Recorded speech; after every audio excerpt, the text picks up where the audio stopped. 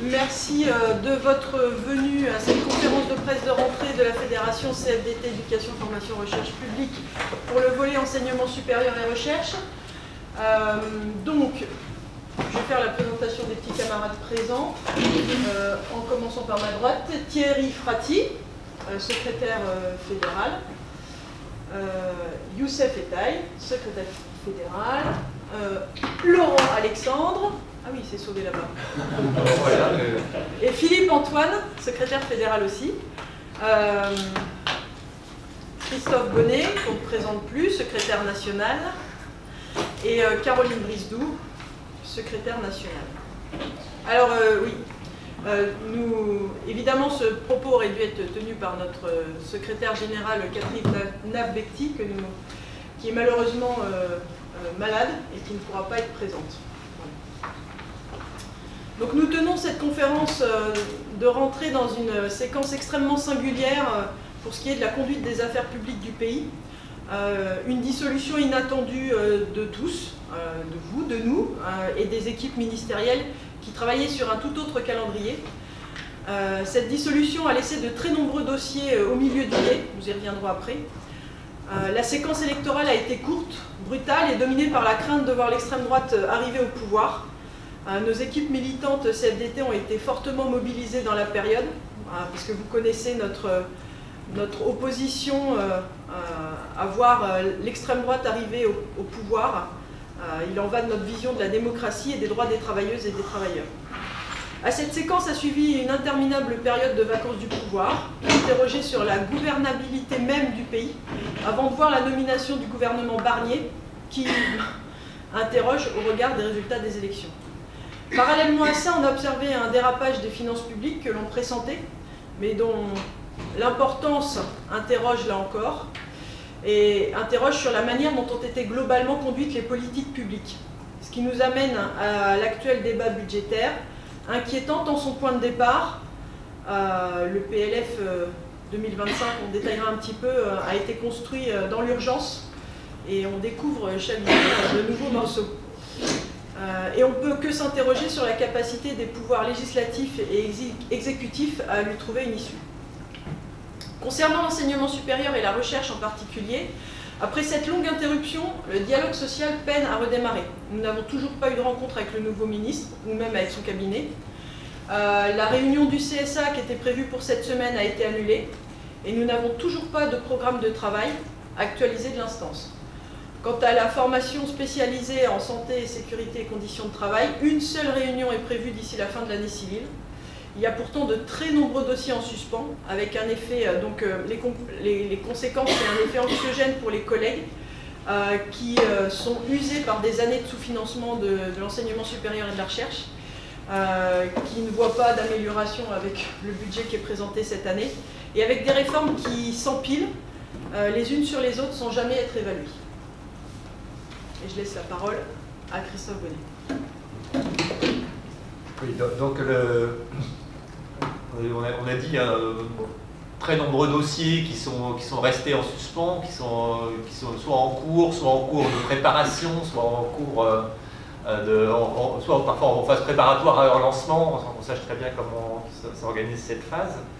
On a bien sûr, on est toujours dans le cours de la loi de programmation recherche, et du protocole ressources humaines associées, il y avait eu sur ces sujets des points de blocage identifiés, la question de l'indemnitaire des enseignants du second degré affectés dans le supérieur, par exemple. On a fait des progrès sur ce point, mais il reste des choses à faire aboutir et qui n'ont pas abouti dans les derniers mois. Lors de la discussion de la loi de programmation recherche, on avait identifié des dispositifs RH qui nous paraissaient inappropriés et potentiellement inefficaces, comme les chaires de professeurs juniors ou les CDI de mission scientifique. Et là, pour le coup, on voit qu'effectivement, ils ne font pas ce qu'ils étaient censés faire, et il faudrait repenser ce sujet. Et bien entendu, on a des questionnements sur le déploiement budgétaire de cette loi de programmation, j'y reviendrai tout à l'heure. Je rappelle que la CFDT au CNESER avait partagé ses voix avec des votes en pour pour souligner l'urgence de cette programmation budgétaire, et des votes en contre pour marquer l'opposition à des mesures RH qui étaient embarquées dans cette loi, qui n'auraient pas dû y être. Alors, on a par ailleurs, dans un autre fil, mais qui est lié, l'accélération des transformations d'établissements, dans la lignée de l'ordonnance sur la politique de site, avec ces derniers mois un foisonnement de projets d'une qualité, d'une plus-value souvent discutable, et on observe en fait une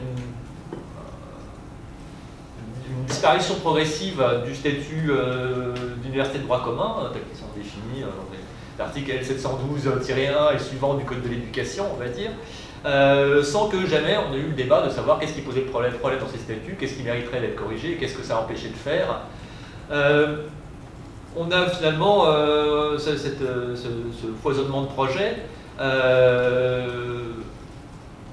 Ça amène d'abord des découpages croissants au sein même des établissements, une facultarisation croissante des établissements, de la perte de sens pour les collègues qui ne comprennent plus dans quel établissement ils travaillent. Mon voisin travaille à l'université CY Cergy Paris Université, je le dis bien. Et où franchement les collègues ne savent plus quel est cet établissement, comment il fonctionne et comment ils y sont représentés. Et ça c'est assez général. Donc du fait de cette perte de sens, un affaiblissement de la démocratie universitaire, du fait de la composition des conseils, mais aussi des dissymétries que crée l'organisation même des établissements publics expérimentaux.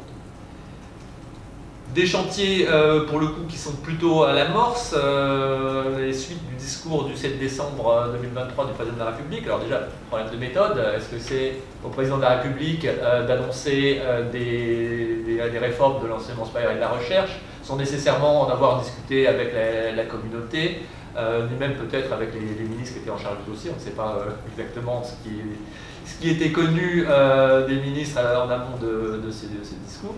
En tout cas, des annonces déconnectées des besoins réels de la communauté, qui, on l'a dit, aurait surtout besoin de sérénité et de stabilité pour faire le travail qu'elle a envie de faire. On a des agents qui sont extrêmement motivés, extrêmement engagés dans leur travail, mais encore faudrait-il qu'on les laisse faire ce travail. Alors côté recherche, un projet qui est difficilement lisible, avec notamment le déploiement des agences de programme, donc avec une lisibilité de la mission qu'on attend de ces agences de programme au sein d'ONR qui sont par ailleurs des opérateurs de recherche. Lisible aussi sur le rôle respectif qu'on attend des organisations de recherche et des universités. On sent bien que des visions de cet équilibre qui a été porté par la ministre précédente ne sont pas forcément portées dans d'autres parties de l'État. On ne sait pas comment ils seront portés par le gouvernement actuel. On nous parle de mesures de simplification de gestion des UMR, mais ce faisant, on ramène à des questions d'outils, des complexités qui viennent de la nature même des structures, avec le risque de voir émerger des outils en termes de système d'information, des outils nouveaux, et on sait que le déploiement d'outils, de systèmes d'information nouveaux dans la fonction publique est souvent douloureuse. On l'a vu au CNRS sur l'émission l'an dernier, on le voit en ce moment avec le déploiement d'outils OPAS dans l'éducation nationale. Le travail sur les outils numériques peine généralement à entendre le travail réel des agents et engendre finalement plus de blocage et de souffrance que de réelle amélioration du travail. Du côté de l'acte 2 de l'autonomie, alors là c'est la panne totale du dialogue social. Il n'y a pas eu de dialogue social au niveau national. Il y aurait dû y avoir une réunion, mais c'était pile au moment où on est basculé sur la gestion des affaires courantes. Et de toute façon, le gouvernement n'avait rien à nous dire en réalité. Et pas non plus au sein des établissements candidats à l'expérimentation, puisque bien souvent, les établissements qui se sont portés candidats, enfin les personnels de ces établissements l'ont appris par les articles que vous avez publiés dans vos domaines respectifs. On se demande même si certains présidents n'ont pas appris de cette manière-là, mais là on n'a pas d'informations précises dans ce sens. On a eu la mise en place des comptes, avec une première vague au printemps. Alors, donc un nouveau type de contrat, il y avait déjà les contrats pluriannuels, il y a déjà les contrats de plan État-région, il y a les contrats cadres avec les organisations de recherche, et les organisations supérieures ont maintenant en plus un comp qui n'apporte pas forcément beaucoup au niveau du budget, mais qui est clairement un outil de contrôle de pilotage assez dirigiste des établissements, on l'a vu notamment sur les questions d'offres de formation. Sans là encore qu'il y ait eu de dialogue social avec les personnels, que ce soit au niveau local ou au niveau national. Sur la formation initiale des enseignants, je te laisse la parole. Oui. Au moment de la dissolution, nous étions arrivés à un projet de concours de recrutement des enseignants en L3, que ce soit pour le premier ou pour le second degré, avec une mise en œuvre sur les concours 2025, poursuivi de 2 années de master rémunérés pour la première au SMIC et pour la seconde à l'échelon 1 de la grille. Comme vous le savez, ce projet a été bloqué au moment de sa signature par Bruno Le Maire. On se retrouve donc à cette rentrée dans le flou le plus total. Il semblerait que ce projet soit relancé avec un décalage d'1 année, donc sur concours session 2026. On n'a aucune certitude sur le financement, puisque le financement ne relève pas du projet de loi de finances dont on parle actuellement. On a une grande vigilance sur la situation des universités et sur leur capacité à financer une licence spécifique supplémentaire. Les personnels vont à nouveau se retrouver projetés dans un flou sur s'ils doivent préparer ou non des préparations au concours ou des maquettes d'un nouveau master au sein des INSPE ou pas au sein des INSPE. Tout ça pour résoudre des problèmes d'attractivité, alors qu'on est à côté de ça, on n'est pas capable d'éviter les yo-yo de recrutement. Avec les 4000 postes d'enseignants qui vont être supprimés, c'est encore des postes au concours qui vont être supprimés, et donc des étudiants qui ne vont pas s'orienter vers cette filière. Et sans qu'on réponde vraiment au double enjeu d'une formation à long terme par les universités et d'un besoin immédiat pour les étudiants lors des stages qui est lié aux besoins de l'employeur. Et je n'irai pas plus loin sur l'instant. Alors, c'est dans cet état des dossiers que démarre la séquence budgétaire. Et voilà, on va se le dire, elle démarre sur de mauvaises bases, avec le projet de loi de finances qui a été présenté il y a quelques jours. C'est clairement un budget de rigueur, et c'est une rigueur qui est un renoncement aux ambitions de la loi de programmation de recherche en matière de recherche. Aussi un renoncement à l'ambition d'un système d'enseignement supérieur qui serait à la hauteur des défis, en termes notamment d'élévation du niveau de qualification des salariés. Donc, une partie des engagements de la LPR sont annoncés comme maintenus par le ministère de l'Enseignement supérieur et de la Recherche.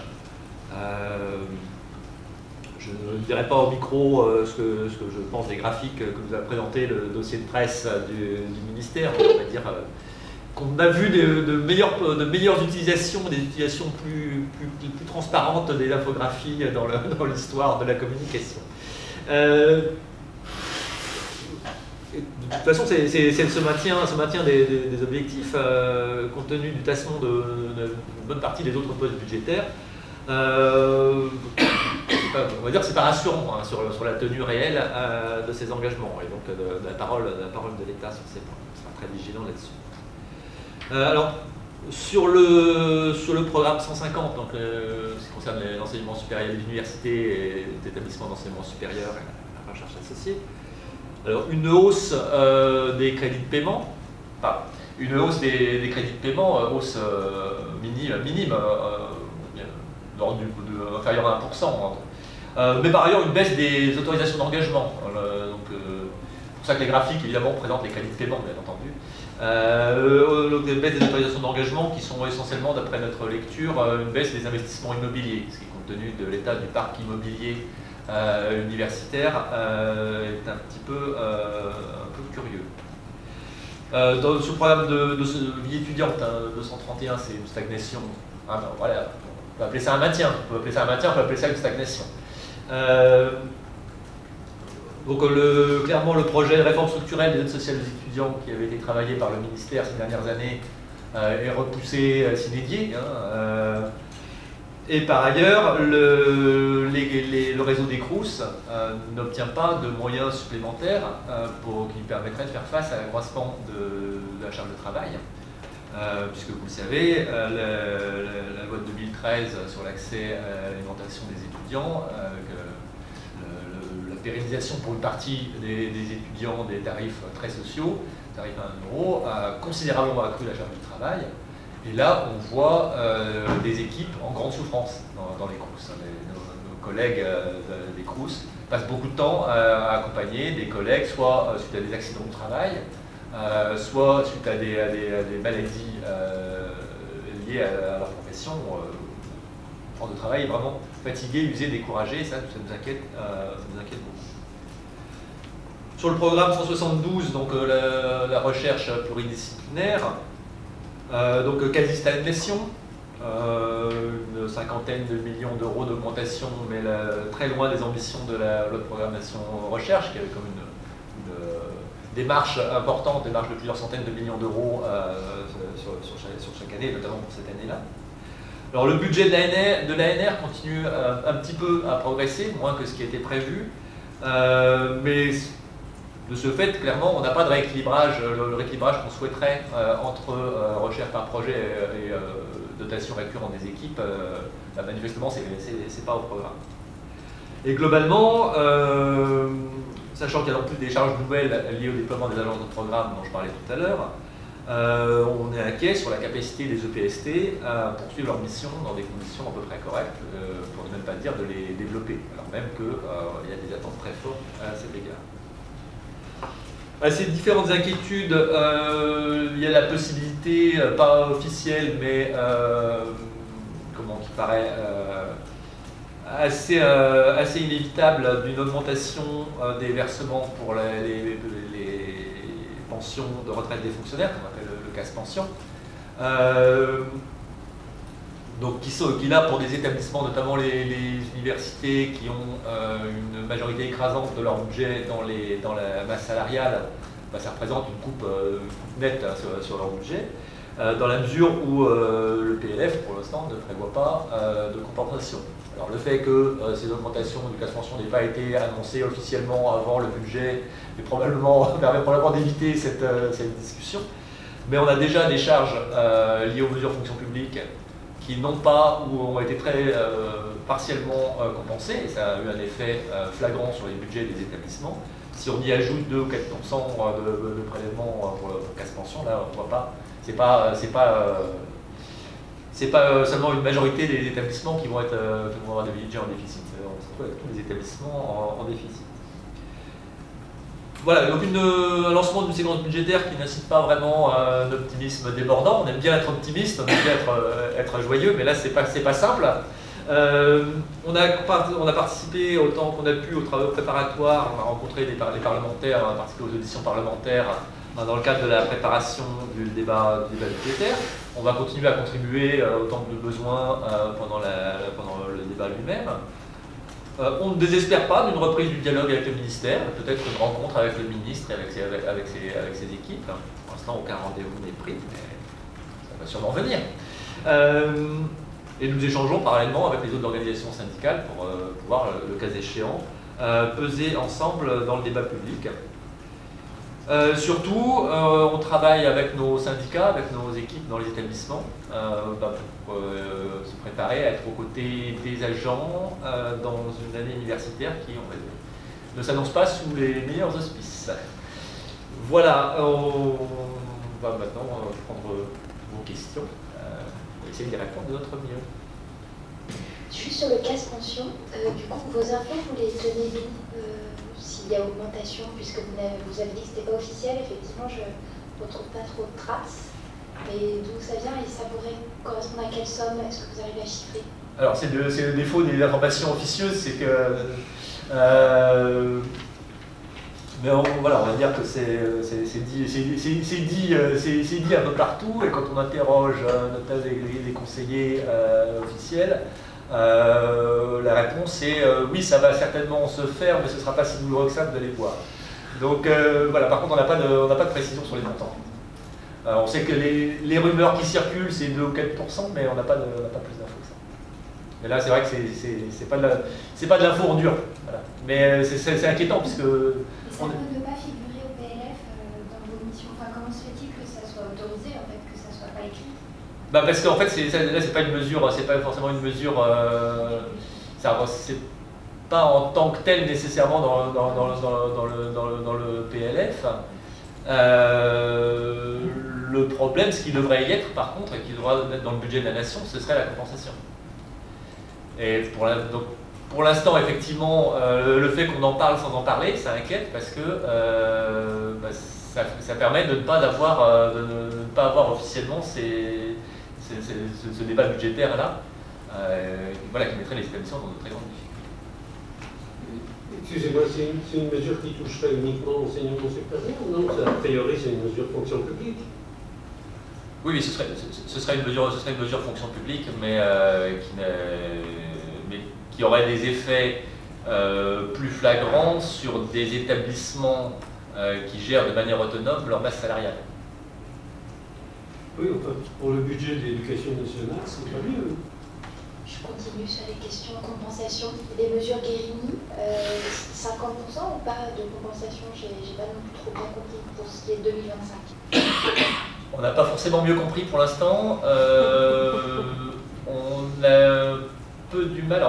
Il est clair que personne ne nous a laissé entendre que ça pourrait être mieux que ça, mais on a du mal à voir dans le budget tel qu'il est là où sont même ces 50% effectivement. Puisque là on nous dit maintien des crédits de la LPR, donc là qui sont bien séparés de ces enveloppes-là. Du coup, on a contraction des autres budgets. Donc, on voit mal comment, effectivement, une réelle prise en compte des mesures Guérini pourrait être dans les budgets. Donc là, on aimerait bien avoir cette précision, effectivement. On n'en a pas assez.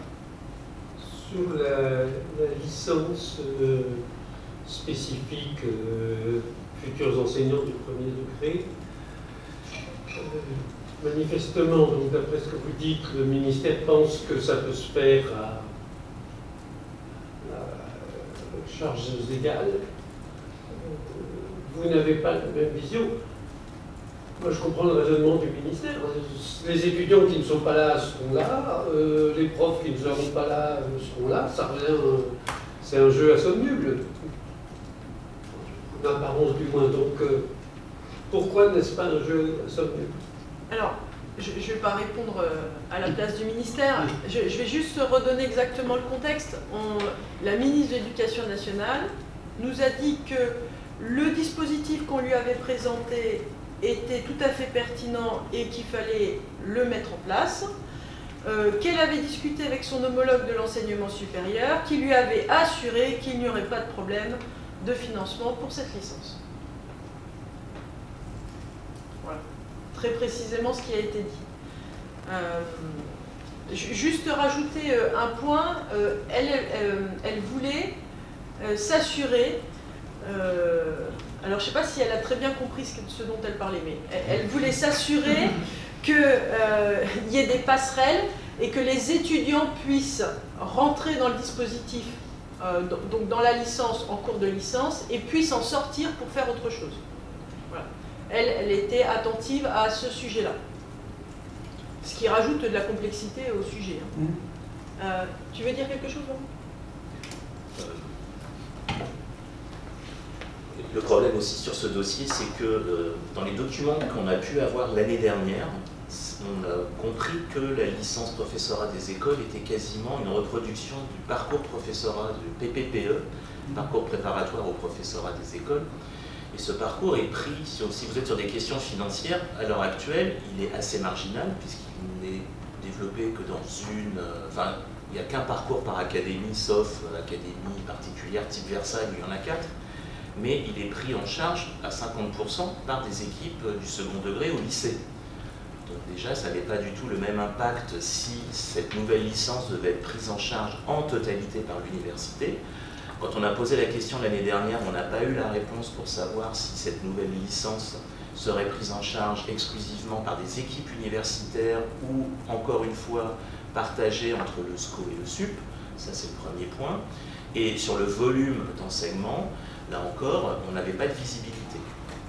Dernier point, si cette nouvelle licence, entre guillemets, devait se développer, il faut savoir que sur Parcoursup, c'est maintenant que les formations sont arrêtées pour que les jeunes puissent faire des choix en janvier, pour la rentrée, en tout cas, prochaine, pour la rentrée 2025.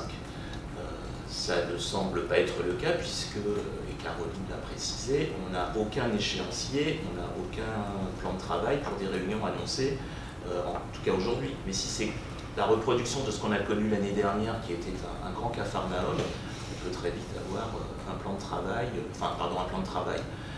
des réunions au dernier moment.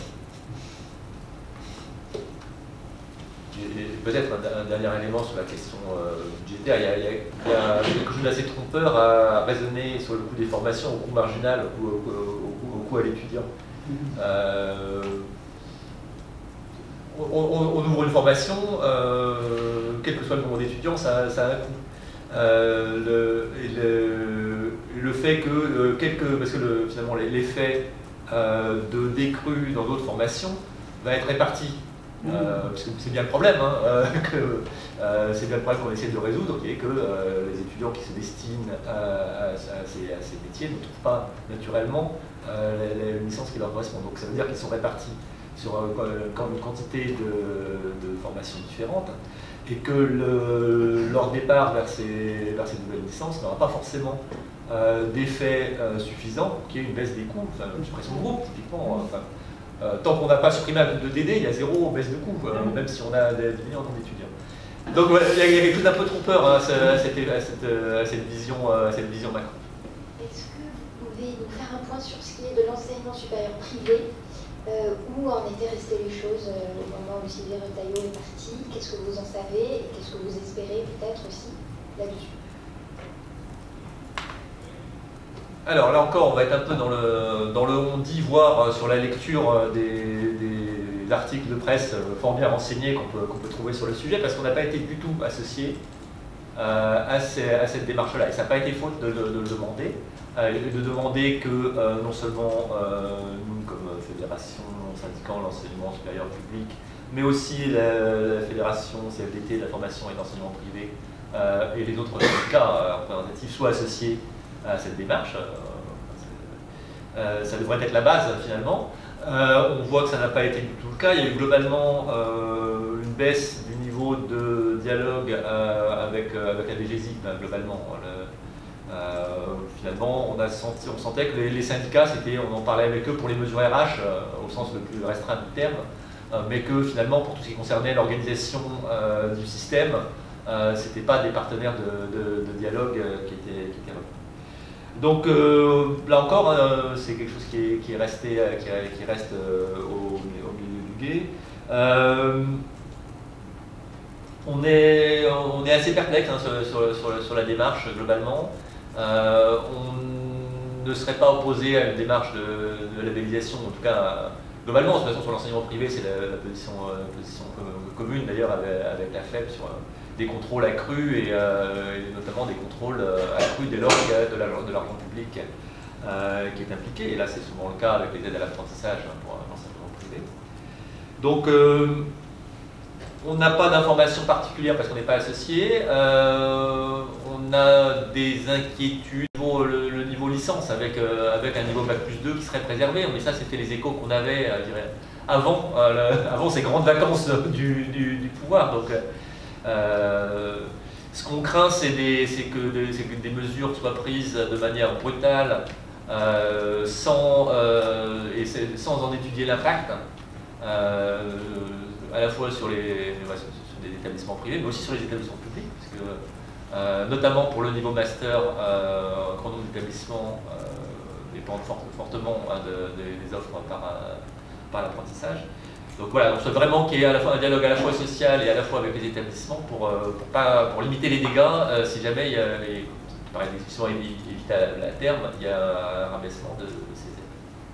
Et pour rebondir sur ce que vous dites, si jamais les aides étaient limitées par exemple au niveau Bac+2, concrètement ça veut dire qu'il y a toute une série de formations qui deviendraient quoi dans les établissements? C'est bien ça la question, c'est bien ça la question, puisque il y a quand même un certain nombre de formations qui sont uniquement en apprentissage. Alors le fait que les ZBES n'interdit pas l'apprentissage, mais on sent bien que ça compliquerait le recrutement, ça compliquerait la recherche, notamment la recherche d'employeurs. Donc oui, on a cette inquiétude-là. Donc y compris pour le secteur public.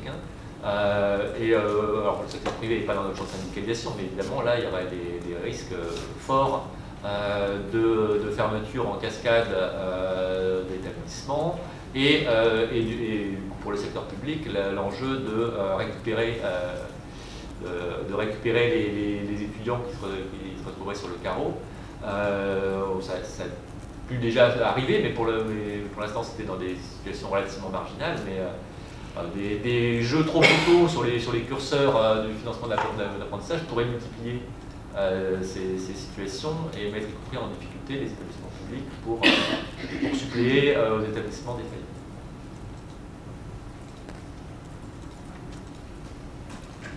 J'ai une question concernant la réforme de l'entrée dans les études de santé. Personne ne tire vraiment de bilan, si ce n'est quand même la conférence des doyens de médecine qui maintenant appelle à une réforme de la réforme, mais le ministère ne s'est jamais exprimé lui-même. Est-ce que pour vous, il faut maintenir ces deux nouvelles voies créées en 2020, PASS et LAS? Est-ce qu'il vaut mieux aller vers un tout LAS? Que pensez-vous du bilan de cette réforme? Alors effectivement, le bilan commence probablement à être faisable. On a quand même un petit peu de recul là-dessus. L'objectif, il est clairement de permettre des flux, un maintien ou un accroissement, une préférence à l'accroissement des flux vers les études de santé. On voit que dans certaines filières, ça devient difficile.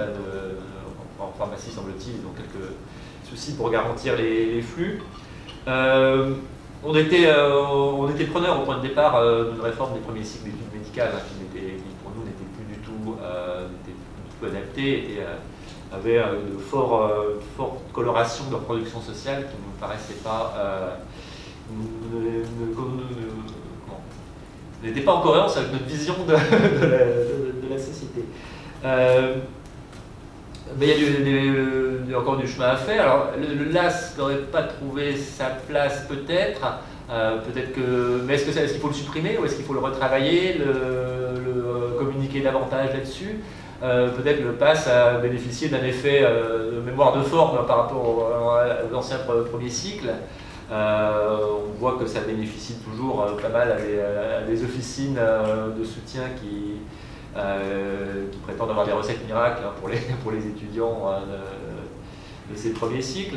Donc la réforme elle est à poursuivre. Dire stop, on arrête tout et on revient au bon vieux temps, non, ça ne sera pas notre position. Il faut aussi qu'on reprenne et qu'on poursuive l'universitarisation des formations paramédicales qui a avancé, dans certains cas, dans certaines disciplines, dans certains établissements plutôt bien. Mais là, on a un problème de lisibilité sur le qui fait quoi entre les universités, différents acteurs de formation. Donc là aussi, le bilan, il faudrait le faire, il faudrait éclaircir la feuille de route, parce que là, on n'y voit plus très clair. Hein, et c'est de manière très contrastée, à la fois d'une profession à l'autre, mais aussi d'un établissement à l'autre. Vous avez parlé tout à l'heure du 7 décembre 2023 et donc des annonces présidentielles. Aujourd'hui, on est presque à 6 mois de la fin des 18 mois annoncés. Quel bilan vous tirez? Qu'est-ce que vous attendez de ces 18 mois? Qu'est-ce qui va se passer à l'issue de ces 18 mois? Est-ce que vous avez un petit peu une idée, des éclaircissements? Oui, vaste question. Comme je disais tout à l'heure, la communauté n'était pas demandeuse hein, de ces annonces. Bon, c'était une mise en musique, on va dire, du rapport Gillet, certes, mais alors les 18 mois pour nous ont toujours été une fiction nuisible. On ne fait pas de réforme structurelle en 18 mois, ça n'existe pas. Aussi, on peut faire des changements structurels en 18 mois, mais c'est casser, c'est de la casse, c'est pas de la construction. Donc là-dessus, oui. Bon, avec le bouleversement du calendrier politique, on peut s'imaginer que ces 18 mois soient enterrés, mais on ne peut jamais en être trop sûr. On pourra comprendre que à l'Élysée, on considère qu'il est toujours dans le rôle du président de la République de donner des grandes lignes au gouvernement. Donc on peut supposer que cette grande ligne-là sera maintenue. Non, c'est ce que je disais tout à l'heure. Sur le volet des agences de programme, manifestement ça se déploie, mais on ne sait pas pourquoi faire, ni comment ça s'architecture au sein des organismes nationaux de recherche, notamment puisque on se retrouve avec des organismes qui sont à la fois animateurs et opérateurs. Alors, soit la mission des agences de programme, c'est un bureau complètement à part, mais qui se trouve juste dans le même bâtiment que le siège de l'organisme de recherche, mais dans ce cas-là, ça rime pas grand-chose de mettre l'agence de programme dans l'organisme, soit c'est une vraie réorientation des organismes concernés dans leur totalité, mais alors, quid de la mission d'animation du reste du périmètre? Bon, ça inquiète beaucoup, notamment dans les organismes nationaux de recherche qui n'ont pas d'agence de programme. Après, même si on prend le CNRS, l'agence de programme qui est au CNRS, c'est un tout petit bout des activités, évidemment, opérateurs du CNRS.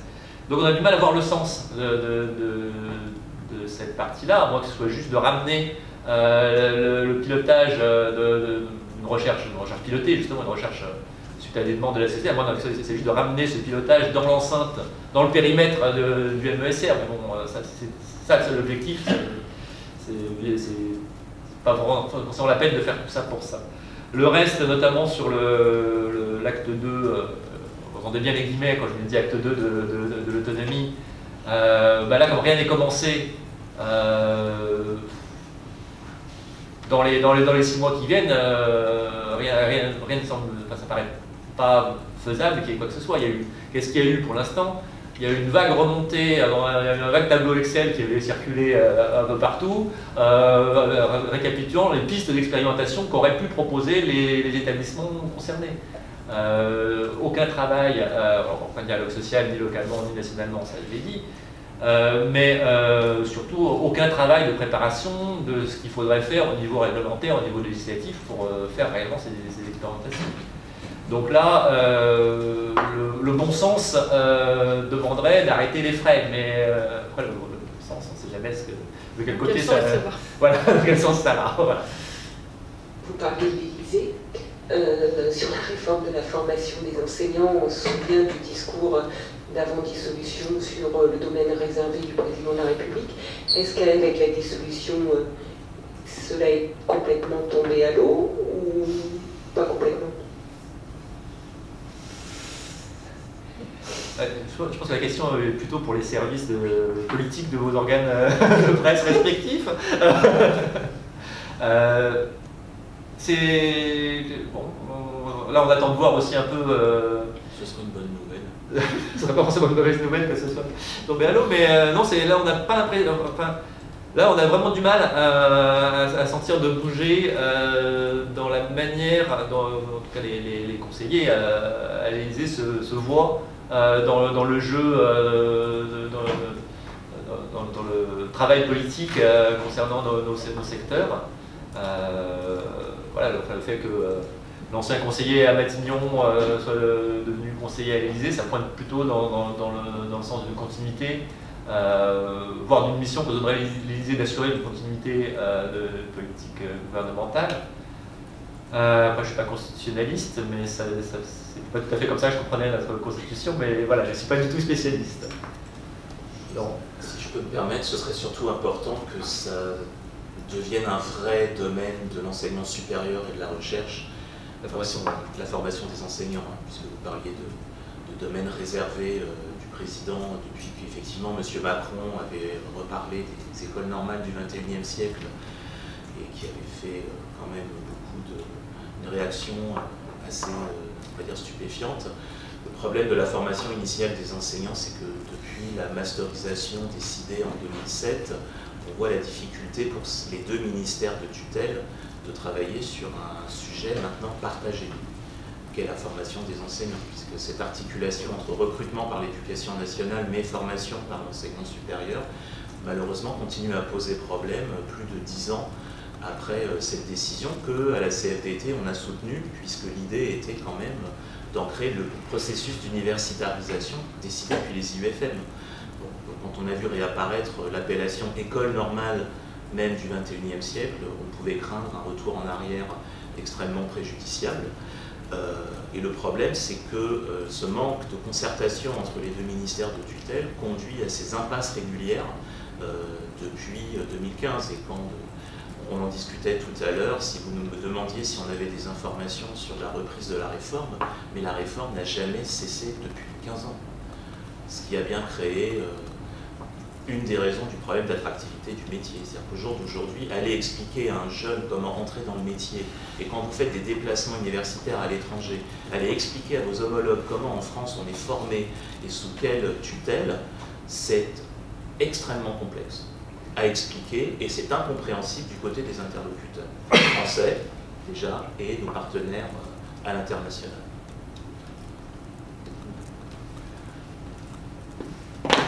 Et juste si je peux me permettre, je ne suis pas certaine que le profil des deux nouveaux ministres que nous avons de part et de l'autre facilite vraiment le travail ensemble. J'ai un du mal.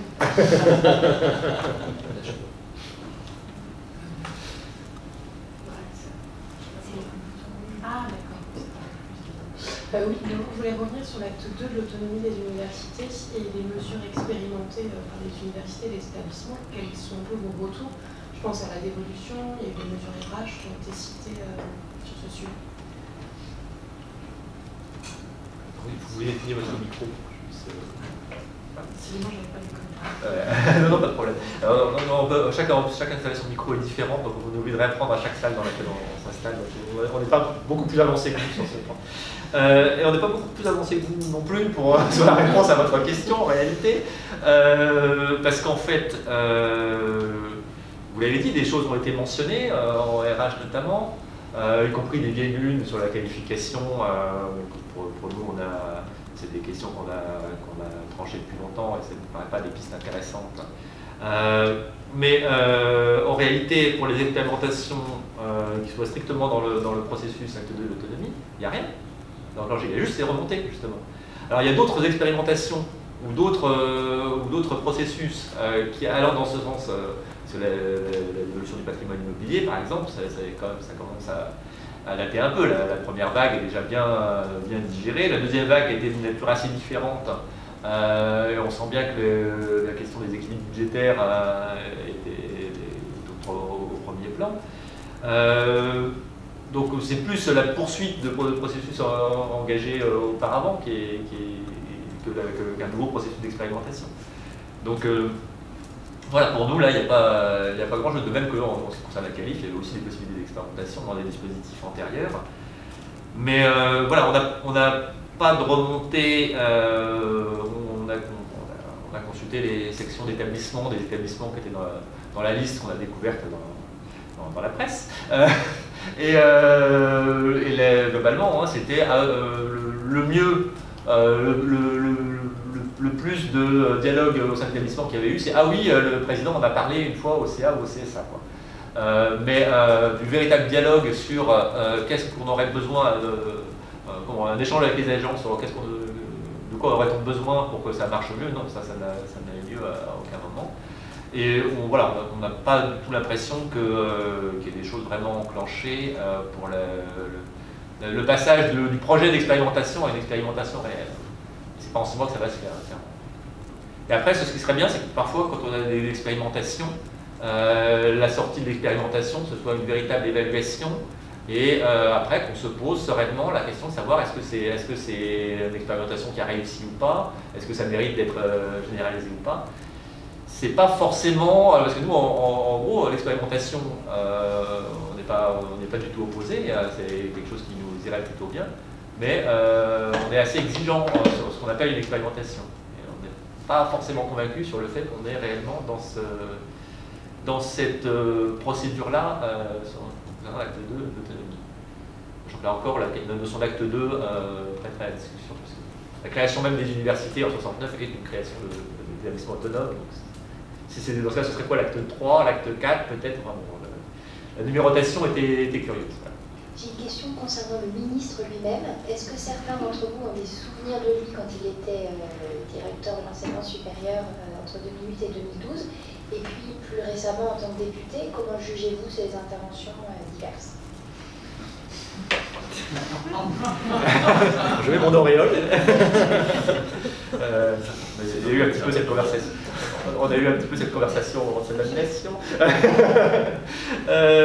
Alors, j'ai pas de souvenir. Non, il était avant mon temps au PCR. J'ai eu l'occasion de rencontrer un certain nombre de retraités d'organisations qui ont eu l'occasion de le fréquenter à l'époque où il était des GESIP. Je crois pas non plus, je suis pas sûr d'avoir croisé non plus, c'est-à-dire CAB adjointe, peut-être un peu croisé au CNESER, parce qu'il a représenté le MEDEF au CNESER pendant un certain nombre de javelots, pendant un certain nombre d'années. Bon, alors l'avantage c'est qu'au moins il connaît ou il a connu le sujet. Bon, maintenant, s'il est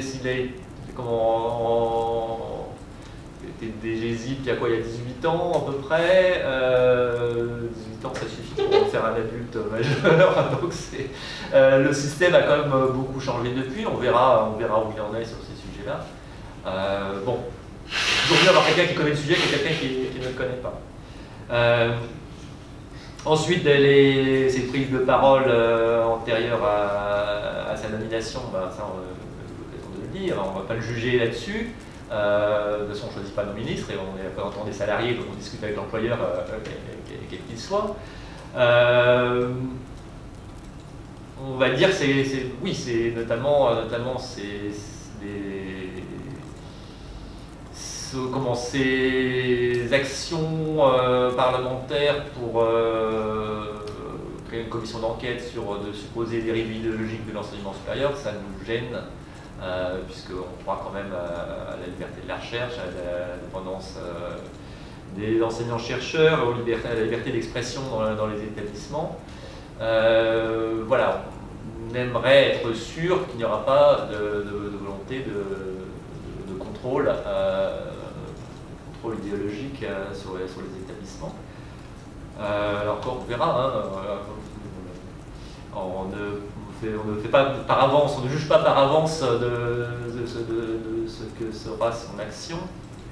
On va dire que la circulaire qu'il a produite concernant l'expression au sein des universités n'était pas un signe allant dans le bon sens de ce point de vue, avec voilà, un champ lexical qui nous paraissait parfois un peu étrange. Voilà, je ne veux pas tellement en dire plus, on est effectivement là sur ces points-là, de même que sur son rapport à la science, il ne part pas avec une ardoise totalement vierge, mais on ne va pas en faire un point de blocage dans nos échanges avec eux. Je m'en suis sorti à peu près comme il fallait ça. Pour vous, la réunion syndicale avec le syndicat étudiant uni de tout à l'heure, c'était pas un signal un petit peu inquiétant, un premier signal un petit peu inquiétant de ce ministre qui a déjà des points de vue assez radicaux, ou je ne sais pas, controversés, disons. Bon, on ne va pas regretter qu'il rencontre des organisations de jeunesse en soi, mais effectivement, commencer par une organisation très peu représentative et qui, faut dire aussi que c'est pas ni des années 90, elles sont conservatrices, mais depuis il y a quand même des changements de positionnement qui font que on aurait peut-être souhaité qu'ils ne commencent pas par là.